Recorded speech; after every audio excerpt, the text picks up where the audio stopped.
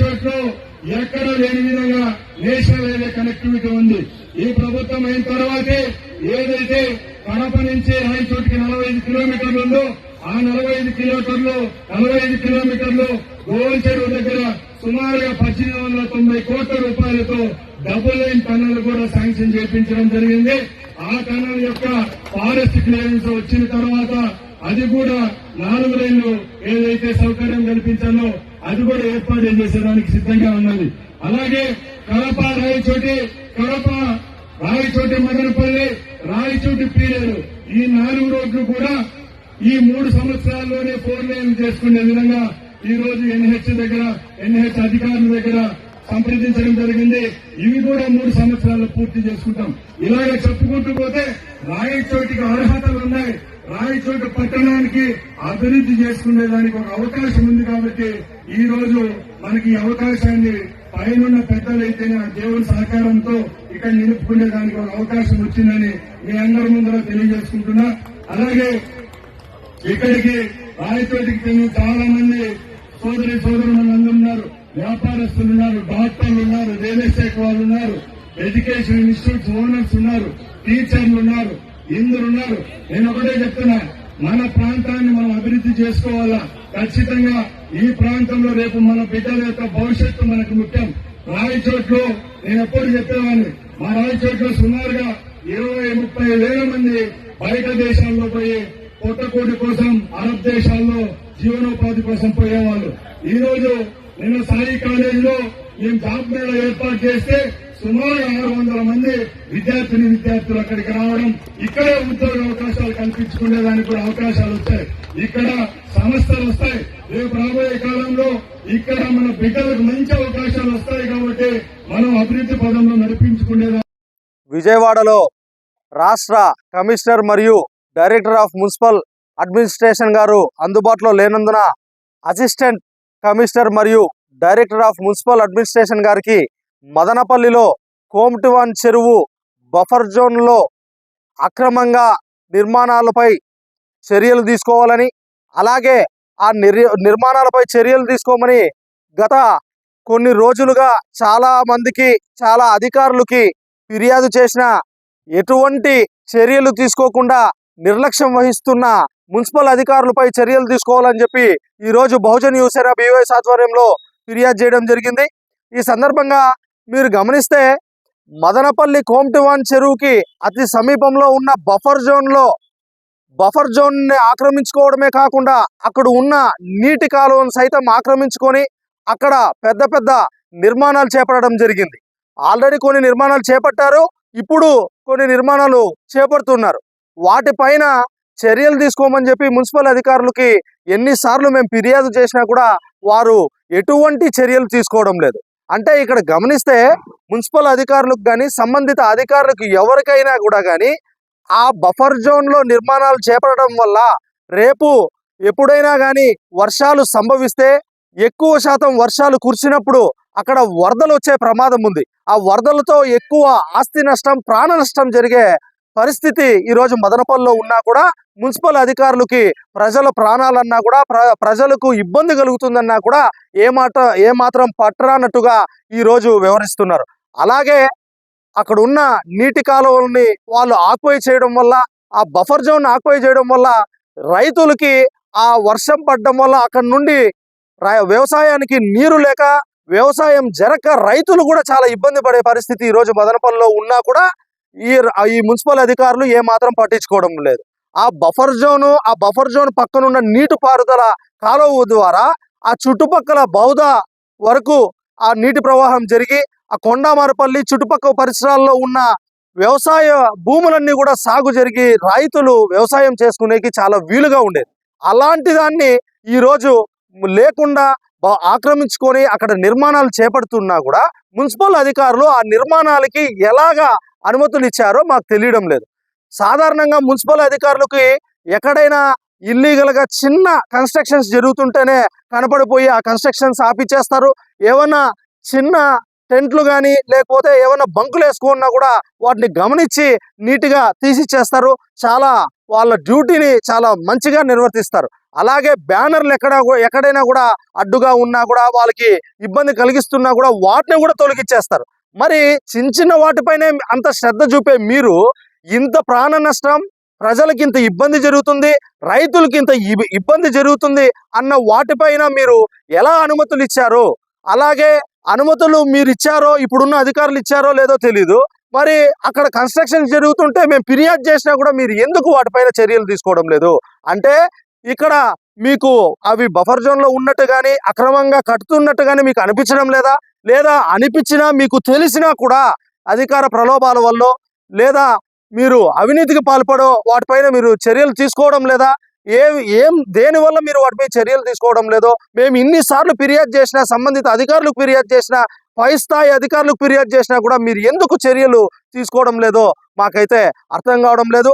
అలాగే మేము పీజీఆర్ఎస్ లో ఏమని పెట్టామంటే, మీరు దయచేసి చర్యలు తీసుకునే ముందు మీరు ఆ చెరువునంతా కూడా సర్వే చేయించండి. మీ మున్సిపల్ సర్వే నుండి మీ చెరువు విస్తీర్ణం ఎంత ఉంది, ఆ విస్తీర్ణంలో బఫర్ జోన్ ఎంతవరకు వస్తుంది, దాన్ని సర్వే చేయించండి. అక్కడ కాలువ ఎక్కడ ఉంది దాన్ని సర్వే చేయించి దానిపైన మీరు ఎవరైతే కన్స్ట్రక్షన్ చేసినారో చర్యలు తీసుకోండి అని అంటే, కనీసం సర్వేయర్ మేము ఎన్నిసార్లు పీజీఆర్ఎస్ లో ఫిర్యాదు చేసినా కూడా ఈ రోజుకి కూడా చర్యలు తీసుకోవడం లేదు. కానీ ఎండార్స్మెంట్ లో మాత్రం అతి త్వరలో మేము సర్వే చేయిస్తాం, అతి త్వరలో వాటిపైన చర్యలు తీసుకుంటామని చెప్పి ఎండార్స్మెంట్ పెట్టి పీజీఆర్ఎస్ క్లోజ్ చేస్తున్నారే కానీ మరి మేము దాదాపుగా 3-4 నెలల నుండి మేము ఫిర్యాదు చేస్తుంటే కూడా మీరు ఎందుకు చర్యలు తీసుకోవడం లేదు?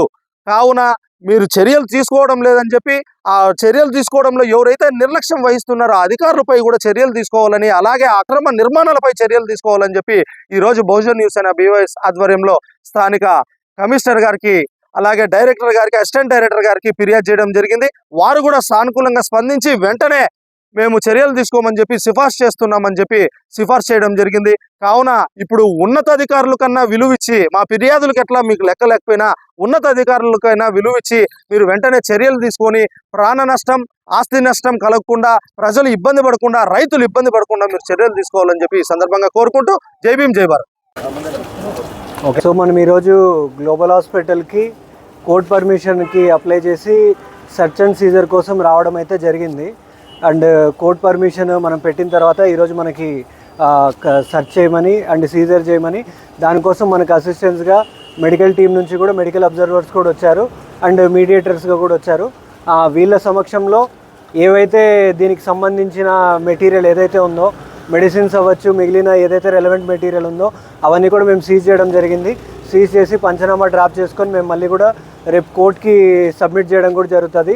ఇదంతా కూడా మెటీరియల్ సీజ్ చేసింది ఫర్దర్గా FSLకి కూడా పంపించేసి మాకు రెలవెంట్ ఎవిడెన్స్ ఏదైతే ఉందో అది కూడా తీసుకొని కేసు దర్యాప్తులో భాగంగా మేము ఇవన్నీ కూడా యూజ్ చేసుకోవడం జరుగుతుంది. ఈరోజైతే మనము దీంట్లో సర్చ్ అండ్ సీజర్ అయితే మెడికల్ డిపార్ట్మెంట్ కోఆపరేషన్తో అండ్ మీడియేటర్ సమక్షంతో మనం చేయడం జరిగింది. థ్యాంక్ యూ అండి.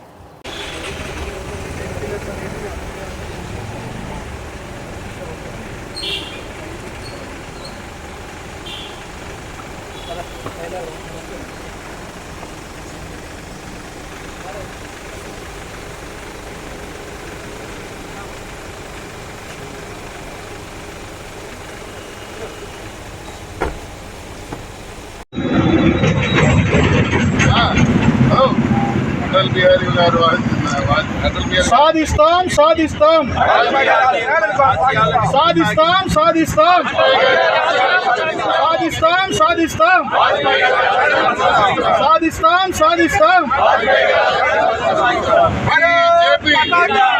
బీజేపీ జిందాబాద్, బీజేపీ జిందాబాద్, నరేంద్ర మోదీ గారి నాయకత్వం, నడ్డా గారి నాయకత్వం, మాధవ్ గారి నాయకత్వం, సాయి లోకేష్ గారి నాయకత్వం, చంద్రపల్లి నరసింహారెడ్డి గారి నాయకత్వం, భారత్ మాతా కి అటల్ కుమార్ గారి నాయకత్వం,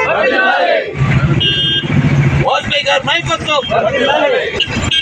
దేశంలో అవినీతి రహిత సుపరిపాలన మరియు దేశ రక్షణ విషయంలో భారతదేశం ప్రపంచ స్థాయిలోనే మహాశక్తిగా అవతరించాలనేసి మరియు దేశ మౌలిక వసతుల కల్పన విషయంలో, రహదారుల విషయంలో కానీ తనదైన శైలిలో ముద్ర వేసిన మన పూజ్యులు, పెద్దలు, గౌరవనీయులైన మాజీ ప్రధానమంత్రి భారతరత్న అటల్ బిహారీ వాజ్పేయి గారి సేవలు ఏవైతున్నాయో అవి ఎప్పటికి కూడా మనకు చిరస్మరణీయం.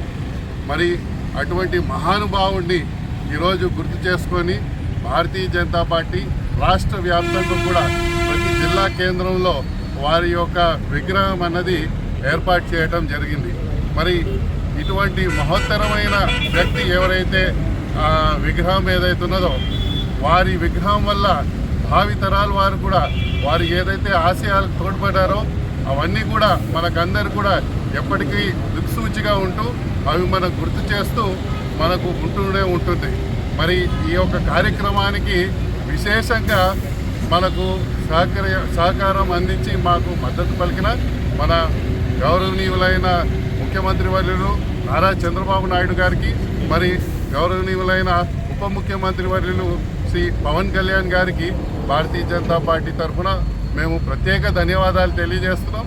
మరి ఈ యొక్క కార్యక్రమాన్ని మదనపల్లి పట్టణంలో 14వ తేదీన ఎంతో ఘనంగా పండుగ వాతావరణంతో ఈ యొక్క కార్యక్రమం విగ్రహావిష్కరణ కార్యక్రమం ఇక్కడ జరపబోతున్నాం.